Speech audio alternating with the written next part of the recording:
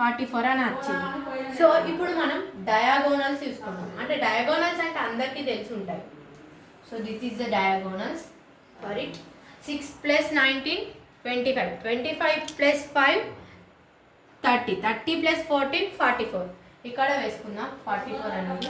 Next ఇంకొక diagonal 12 + 3 15, 15 + 8 23, 23 + 21 44. ఇక్కడ వేసుకుందాం. సో అట్లా అయిపోయింది. నెక్స్ట్ ఈ 4 బాక్సెస్ని చూసుకుందాం. 4 బాక్సెస్ ఉంటాయి. 4 బాక్సెస్ని చూసుకుందాం. 7 + 5 12, 12 + 18 30, 30 + 14 44. ఈ మిడిల్లో వేసుకుందాం 44 అనేది. నెక్స్ట్ 8 + 11 19, 19 + 4 23, 23 + 21 44. ఇక్కడ కూడా 44 వచ్చింది. నెక్స్ట్ 6 + 6 12, 12 + 13 25, 25 + 19 44 వచ్చింది. నెక్స్ట్ 20 + 12 32, 32 + 3 35, 35 + 9 44. సో ఇట్లా 44 వచ్చింది. నెక్స్ట్ మిడిల్ 4 నెంబర్స్ ఉంటాయి కదా, ఈ మిడిల్ 4 నెంబర్స్ని కూడా చూసుకోవాలి మనం. ఇట్లా సమ్ చేస్తే మనకి బర్త్డే మ్యాజిక్ స్క్వేర్ అని వస్తుంది.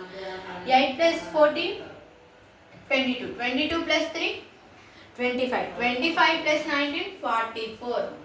నెక్స్ట్ ఇంతేనా కాదు, ఇంకా చేయాల్సింది ఉంది. ఇవి ఉన్నాయా ఈ లాస్ట్ కార్నర్ నెంబర్స్, ఈ కార్నర్ నెంబర్స్ని యాడ్ చేస్తే కూడా వస్తుంది. ఇది 12 అని. 6 + 12 18, 18 + 5 23, 23 + 24 21 44. సో వచ్చేసిందా? ఎక్కడ యాడ్ చేసినా 44 అనేది వచ్చిందా? అట్లా మీ బర్త్డే మ్యాజిక్ స్క్వేర్ని కూడా తెలుసుకోవచ్చు. నా బర్త్డే మ్యాజిక్ స్క్వేర్లో నా నెంబర్ వచ్చేసి 44. అదే సివి రామన్ బర్త్డేగా శ్రీనివాస రామానుజన్ది కూడా యాడ్ చేస్తే 136 అనే నెంబర్ వస్తుంది. నాకు 44 వచ్చినలాగా మీ బర్త్డే స్క్వేర్ని కూడా ఇలానే చేసుకొని చూడండి. ఈ ఫార్ములా అనేది రాసుకోండి. Thank you for watching.